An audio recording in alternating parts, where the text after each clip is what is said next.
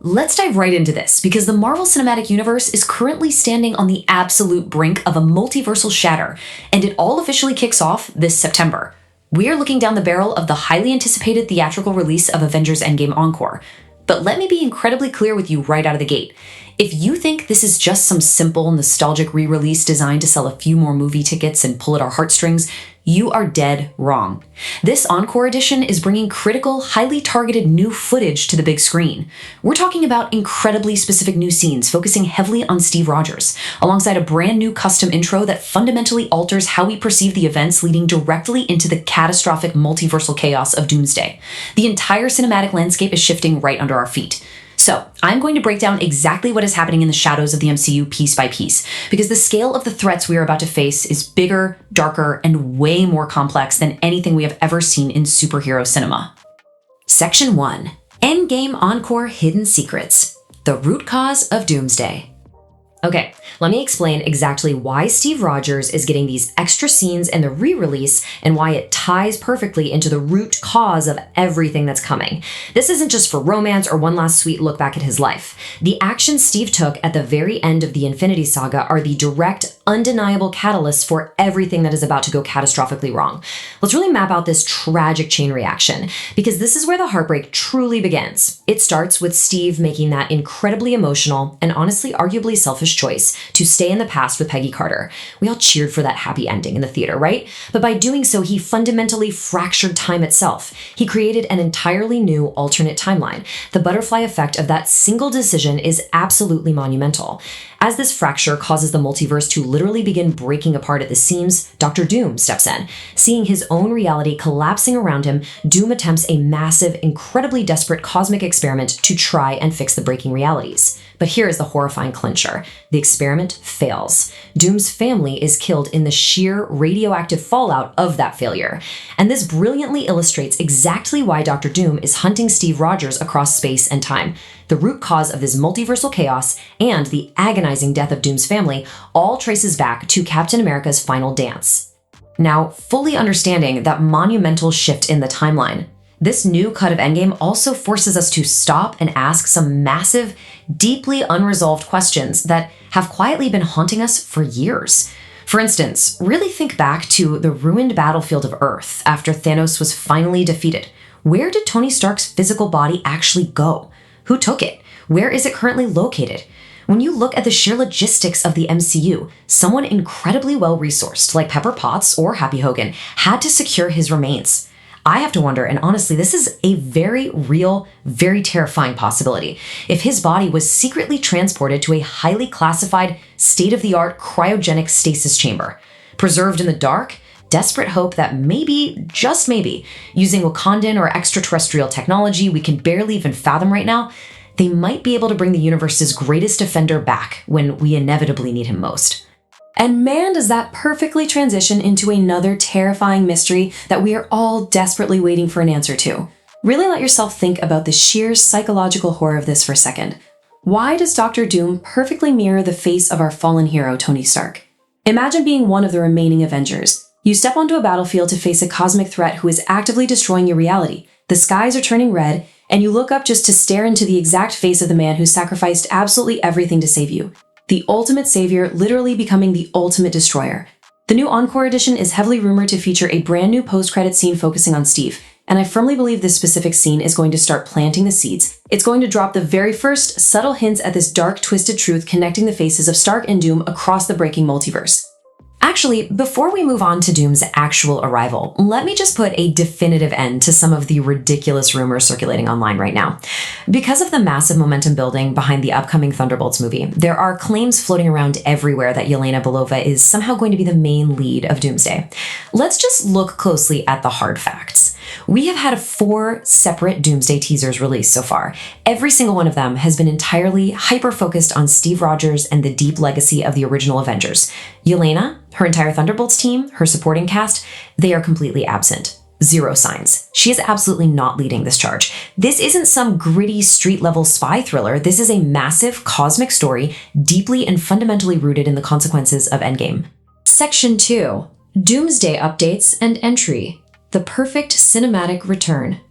So what is truly fascinating about Doctor Doom's upcoming arrival on the big screen is how heavily the studio is relying on building an unforgettable theater-shaking presence before we even clearly see the man's face. It is all about crafting the absolute perfect cinematic return for Robert Downey Jr. To really understand the immense scale of what we're dealing with here, let me share an incredible detail from behind the scenes. Just 4 days into filming Doomsday, Robert Downey Jr. was brought onto a soundstage and played Doctor Doom's newly composed musical theme for the first time. Now, if you know cinema, you know that great actors often build their characters from the outside in. This music was so spectacularly perfect, so undeniably heavy and dripping with epic dread, that it literally shifted his entire acting approach on set. The way he walked, the way he held his posture, the dark cadence of his voice, it all instantly morphed in real time to match the sheer oppressive gravity of that soundtrack. I strongly believe that Doom's musical theme is going to rank among the absolute best cinematic scores we have ever heard in superhero history. And why is that so critical? Because you have to think about the absolute gold standard for villain introductions. Remember Thanos stepping over the broken bodies on the Asgardian ship in the opening 5 minutes of Infinity War, brutally decimating the Hulk and effortlessly snapping Loki's neck? A villain's first true big screen entry absolutely must leave a massive, terrifying impact. If we are going to take Doom seriously as a true Avengers-level, multiverse-ending threat, his entrance needs to instill that exact same visceral dread. The music alone has to make you feel the doom rattling in your chest before he even speaks a single word. This studio absolutely knows they have a masterpiece on their hands right now, which is exactly why the level of secrecy surrounding this project is totally unprecedented. Think about modern blockbuster cinema for a second. It is incredibly rare for footage not to leak onto Reddit or Twitter within a matter of minutes. But recently, heavily guarded Doomsday footage was shown to a very select few industry insiders at the City Europe event. And let me tell you, the vault was sealed tight. The studio went to extreme lengths to protect this screening, ensuring that not a single visual description of that footage has leaked to the general public. They are protecting the cinematic reveal fiercely, like it's the nuclear launch codes. Now, as fans, it's really easy to get frustrated with this. You might be sitting there wondering, well, why are they hiding this footage from us? We want the trailer right now. Why not just drop a teaser online and completely break the internet today? The reason isn't to punish the audience, I promise you. It is purely a brilliant, highly calculated marketing strategy explicitly designed to protect their current theatrical lineup. You always have to look at the massive business side of blockbuster cinema to understand these moves. Let's map out this timeline so you can see exactly how this builds perfectly. Releasing a Doomsday trailer right now would completely and utterly hijack the pop culture conversation. It would instantly sabotage all the hard-earned momentum for the upcoming Spider-Man Brand New Day, which is releasing this July. The studio desperately wants all eyes on Peter Parker first, so I fully expect they are going to execute a perfect baton pass. Spider-Man opens in theaters in early July. Later that exact same month, the massive San Diego Comic-Con event begins. Picture this, you literally just left the opening weekend of Spider-Man. You are riding that massive cinematic high, and in the following days, boom, the Doomsday trailer officially drops online right out of Hall H. It is a seamless engineered transition from one massive hype train directly into the next. Section 3, Wanda's Dark Mutant Return, the end of Earth 616. Speaking of massive multiversal shifts and highly anticipated returning characters, we need to have a serious talk about the heartbreaking truth regarding Wanda Maximoff. I know a lot of us have been holding out desperate hope, clinging to theories, but the brutal reality I have to share with you today is that our original Earth 616 Wanda is truly, definitively gone forever. Let's just take a second to eulogize her incredible journey. From her origins in Age of Ultron, to falling deeply in love with Vision, to the immense, crushing pain she suffered and inflicted in WandaVision, that specific character, carrying all of those memories and all of that deep-seated trauma, is dead. Her big return to the screen will absolutely not be as some triumphant savior stepping through a glowing portal at the climax of Secret Wars. Her specific story is over, but a brand new saga is beginning, and her highly anticipated return is a brilliant, long-term play entirely contained within the upcoming mutant storyline. And honestly, this brilliantly illustrates the sheer, sprawling, terrifying scale of the multiverse. The Wanda we are going to see next will be from a completely different alternate universe entirely. If we dive deep into the classic X-Men lore here, she is reportedly entering this new cinematic saga accurately as Magneto's daughter. That's right, we are finally getting the full, comic-accurate, immensely powerful mutant royalty family dynamic on screen. This Wanda won't be a fallen Avenger who lost her way. She will serve as a major, deeply formidable villain heavily connected to the X-Men's deeply tragic backstory. This new version of the Scarlet Witch is going to be absolute nightmare fuel, and frankly, she is going to be utterly terrifying to watch unfold. Section 4. Spider-Man's super secret villain. Unmasking the street-level threats. Okay, let's take a collective breath, pivot away from the reality-breaking multiversal villains for a second, and dive right back down to the gritty, street-level mysteries. Let's look closely at Spider-Man Brand New Day. First things first, I need to quickly crush a very popular hope that's been gaining massive traction online lately.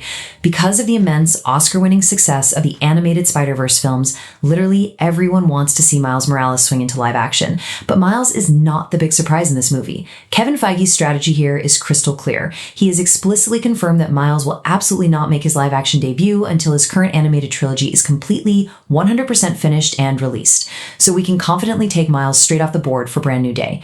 The true secret lies somewhere else entirely. So if it's not Miles Morales, who is the massive surprise waiting in the wings? Tom Holland himself recently teased the scope of this film, stating that while we will absolutely see returning foes, like Matt Gargan's Scorpion, the true main villain of the piece is something entirely unrevealed.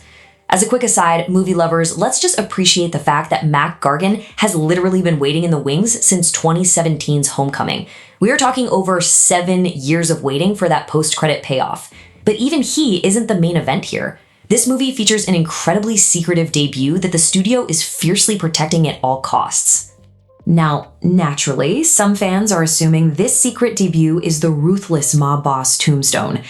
And while Tombstone is a phenomenal, heavy-hitting, street-level enforcer, let me break down exactly why that logic just doesn't hold up under scrutiny. We already know Tombstone is in the movie. His involvement is basically an open secret in the industry right now, despite him being purposely cut from the main trailer. By definition, that means the real threat, the true, super secret villain that Tom Holland is eagerly teasing, is someone completely hidden in the shadows. Someone we haven't had a single official hint about yet. Section 5. The missing symbiote connection. An alien memory left behind. This leads me directly to what I consider to be the most fascinating, mind-bending cinematic theory regarding Spider-Man Brand New Day. I am entirely convinced that this hidden villain is none other than the Venom symbiote itself, specifically that tiny chunk of alien material Eddie Brock left behind in a bar in Mexico. Let's vividly rewind the tape to the No Way Home post-credit scene for a second. Remember that sticky, dimly lit bar? The symbiote was sitting there glued to the television, and the exact moment it learned Peter Parker was Spider-Man was burned into its mind. It absorbed that crucial knowledge mere seconds before Doctor Strange cast his worldwide memory wiping spell. But here is the massive, undeniable loophole we need to exploit. So the crucial point is this, and let's really break down the cinematic logic step by step. Doctor Strange's magic was specifically designed to affect the minds and memories of human beings on Earth. The symbiote is not human. It is an alien entity, literally part of a massive cosmic hive mind creature spanning across entire multiverses. Because of this massive biological and magical mismatch, I firmly believe Strange's spell simply failed to register on it. It just washed right over it. That means that little piece of black goo still retains the crystal clear memory of exactly who Peter Parker is. It knows his face, it knows his secret, and it has been hunting him ever since. When you really look at the atmosphere of the recent trailer, it is incredibly telling. There are distinct lines about Peter suffering from some kind of a DNA mutation, which supposedly explains his pitch black eyes, his rundown, deeply isolating apartment, and his highly aggressive, frankly brutal behavior toward criminals on the street. I am fully convinced that this so-called DNA mutation is a total cinematic misdirection by the studio. Think about Spider-Man 3 or any classic black suit storyline. It's the exact same behavioral shift. I believe the symbiote is already living inside Peter's new, dingy apartment, secretly attaching itself to him while he sleeps, feeding on his trauma, and slowly manipulating his aggression from the shadows. And hey, if you think I'm just blindly grasping at straws here, look at the real-world evidence. Actors slip up all the time. Michael Mando, the actor playing Scorpion, actually shared a picture on his official social media of a venom-infused scorpion tail before quickly deleting it in a panic. Try to visualize that on the big screen for a second. A massive, absolutely terrifying combination of Venom's shifting alien biology perfectly merged with Scorpion's lethal mechanical armor. Why on earth would he specifically post that if it wasn't directly relevant to the production? It practically confirms that a massive, violent symbiote collision course is the true, deeply hidden plot of this entire movie. So I will leave you with this final, incredibly provocative thought to chew on as we agonizingly wait for these movies to finally drop. As the climax of Brand New Day rapidly approaches, Peter Parker is going to hit absolute rock bottom. He will be physically beaten down, completely isolated from absolutely everyone who ever loved him, and on the absolute verge of death at the hands of these relentless street-level villains. Will that exact moment of pure, unfiltered desperation be the instant the symbiote finally reveals itself and bonds with him entirely? Will it save his life, only to gift us the iconic, fully realized black suit just in time for the apocalyptic multiversal war of Secret Wars? The cinematic pieces are all sitting right there on the board, just waiting to perfectly align. What do you think is going to happen when they do?